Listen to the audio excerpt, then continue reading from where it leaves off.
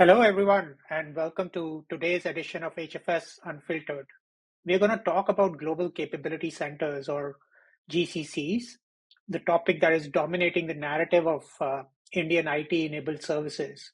And I'm delighted to have a super special guest with us today, Tanu Mukherjee. She's PepsiCo's enterprise leader for process excellence. Welcome to the show, Tanu. Thank you so much for having me, Saurabh. So Tanu, let's start with your journey. I think you've been at PepsiCo for what, 5 years, 4 years now? Yeah, so a little over 4 years now, and I can already speak to about three pivotal moments that best describe the journey that we've been on, and more specifically, what it has meant for me. So, I was a part of the founding leadership team that set up the legacy global business services for PepsiCo. And the question was straightforward: lay the foundation for a culture of continuous improvement, establish a process performance excellence mindset, and reduce the time to value for the work being transitioned across markets to our GBS locations. My next challenge was to extrapolate these practices to what is now our legacy global IT team. We doubled our numbers in a year. And at the same time, we were very, very focused on building cutting edge capabilities across cloud architecture, legacy system modernization, hyper automation, data engineering, and a pipeline for Gen AI. This year, our pivot has been in bringing together the full potential of our strategy and transformation organization in our global capability centers to drive innovation and value, India being our largest GCC. That is fantastic. So you've really moved along the spectrum of maturity and driving value for your organization. But tell me a little bit, right? You've been in this industry both at PepsiCo and earlier with Accenture and some other firms. How have how have you seen this model? Because GCC is not a new thing, right? We've kept calling it in different. It's taken different avatars. We used to call it captives, then shared services, GICs, and now GCCs. How have you seen the model evolve over the last 10 years or so, and where do you think this is going? It's a great question, Saurabh, and I believe the value proposition has also changed along with the names. So, if earlier GCCs were all about creating centers of excellence, driving labor arbitrage, where today, I guess GCCs are positioned as not only the growth engine, but they are the innovation engine. So, we've been riding on the cusp of AI evolution, and that's going to transform how we perform our end to end processes. GCCs need to continue to evolve as a growth engine that helps unlock value for the organization, whether it is through data, through process, through technology, and most importantly, people. Um, People who have the leverage of bringing in outside in experience and an ability to challenge the status quo, and also the expertise in driving scalability through standardization and automation. I think GCCs are able to unlock all of this as we move forward into the future. So, Tani, you hit on a couple of things that I wanted to pick on. One is AI, and you can't have a conversation today without talking about it. So let's let's talk about it. And first of all, what do when I talk to people, uh, there's a lot of excitement, but at the same time, there's some anxiousness and trepidation around AI. So, where are you on the boat? Are you excited or anxious? And where do you think AI can be leveraged in your delivery center, in your capability center, to transform operations at PepsiCo? Yeah. So I would say, I'm sitting on the, on the cusp of being positively optimistic. I feel that the full potential impact of AI on GPS is immense. The opportunity and responsibility are immense. We've been investing in identifying use cases, building capabilities across IoT, virtual reality, generative AI. predictive analytics, using machine learning, and we've been doing this across our make, move, sell value chains. Um, uh, we're, we're extending these efforts to cutting edge innovations using co-pilots, using blockchain, and now even digital twins. With more than 85% of Gen X and Gen Y employees in our India Capability Center alone, it's not surprising that we've been contributing many ideas for our chairman's annual innovation challenge, with at least one team emerging in the top three over the last 4 years. So, multiple use cases, huge amount of excitement in in the employees in the India Capability Center to contribute towards this journey. So you talk about the people and the talent a lot, and I think, look, we are in a people business at the end of the day. But I've seen, the trend shifting. And Tanu, I'll tell you my story, right? When I graduated out of engineering, my first job was as a software engineer. And my parents were very proud of me. I don't know if they had low expectations or what, but they were very proud of me. And I look at my nieces and nephews today, and IT services is not their number one choice. They want to join a technology company, they want to join a startup, or they want to start up on their own, right? So, what are you doing to make this career of being in a GCC attractive to our cream of the talent in India? Who've got, frankly, a lot more options today than you and I had when we were graduating out of colleges. Yeah. It's a great question, Saurabh, because again, I think there is a little bit of busting of the myth that needs to happen.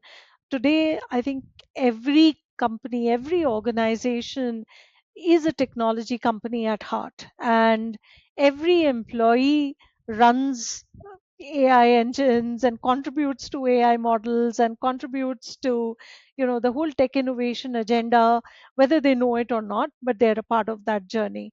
So I would say that it's very important that we should have more STEM talent in our in our center, and it's certainly more than what we had expected in the GCC of a 125-year-old global CPG giant. I mean, it would be safe to say that 80% of our talent has at least one technical certification and many, many digital skills that they apply daily. So we hired close to about 200 computer science graduates from college in the last 3 years. And today they are working on some of the most innovative, cutting edge projects and they're already contributing to the organization's business outcome. So I would say that we've been on that perpetual roller coaster of being a startup, of having that entrepreneurial spirit in the GCC from the word go, and it's just accelerating day by day. No, that's fantastic. And I think related to that talent question, Tanu, you were talking about how your uh, model and the overall model has shifted from labor arbitrage to more of, skills arbitrage. And, when you look at PepsiCo's own journey, you're sort of driving technology arbitrage in a way, right? Out of India. How, what's driving this shift, right? What's behind this shift? Why this sudden explosion in GCCs over the last couple of years? And what can we do? What can others do to sort of accelerate this move from beyond just labor arbitrage and skills arbitrage to really becoming the innovation powerhouses for the organization? Yeah, I think we are sitting in a very, very interesting times, Saurabh. And 10 years ago, when someone said that, 2030s, 2025 onwards, India and China are going to be at the, helm and center of all the innovation agenda, the growth agenda for the entire world, it seemed a little implausible. But today we're already there, and I think we've really accelerated our journey. I mean, think about it. We're the country to have embraced UPI like no other. We were the talk of the town in the recent G20 summit. the activation of digital literacy at the grassroots level, acceleration of tech orientation, starting from students as young as primary graders today to exploring drones, robotics, gaming, and then right up to the 1.5 million tech graduates who are passing out from college every year. I think we have the suitable DNA to transform the future. We have the right elements. We have a significant opportunity to continuously reskill and upskill. We need to embrace AI. We need to embrace data literacy, the mixed reality spectrum, and more. There is a widening gap to fill with quality over quantity. So I think the big questions for us to solve, or the big, the sticky problems for us to solve, will be how do we approach challenges with a growth mindset, with a spirit to disrupt, to reinvent, and by being more mindful of the global business models. I think we're very lucky that in our India Capability Center alone, we have a number of global leaders now who have teams spread across. So there's so much more hunger and appetite for global leaders to be based out of India. So, how do you really then stay abreast with what's happening not only from an India context but from an overall global context? How do you remain alert to the changing consumer needs and the consumer trends, not only in our own geography but then across multiple geographies? How do you ensure high standards of customer expectations are met? And for that, I think we have to be much more outward looking in order to be able to scale fast. That's a fantastic fantastic point. It's not just about content, but it's also about context and the global context to really scale this further. Look, Tanu, this has been a fantastic conversation. But before I let you go, I wanted to ask you this. Imagine you had a magic wand and you could make one challenge or you could make one wish come true. What would that be? Okay, so this is a very, very tall order. So if we want to become a $5 trillion economy in the next 3 to 5 years, we have to awaken the 50% of our population that is not awakened as yet, right? So uh, right up to tertiary education, I was reading some research recently. 43% of the students are women, but by the time they get into corporate careers or any kind of STEM careers, it's that number falls to about 18%. So where are we losing, this great talent that has potential? And how can we really nurture this talent? How can we provide them that mentorship, that support, in order to be able to grow? What are those changes that we can bring in order to ensure that women are not only visible in the early talent segment, but also right up to the boardroom representation? Like I said, it's a tall order, but I truly believe that we can do it, and we can contribute significantly to help India achieve her dreams.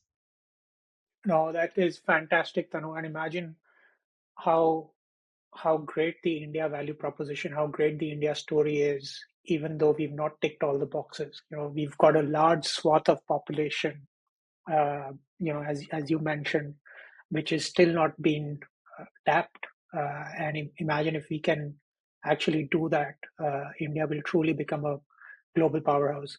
Look, Tanu, this has been a fascinating, fantastic conversation. Congratulations on what you've done and what PepsiCo has achieved, and hope we continue the dialogue. I'll take a bow on behalf of the organization. I truly believe that this journey has been phenomenal. Thank you so much for the opportunity, Saurabh. I wish you all the best in your research as well. Thank you.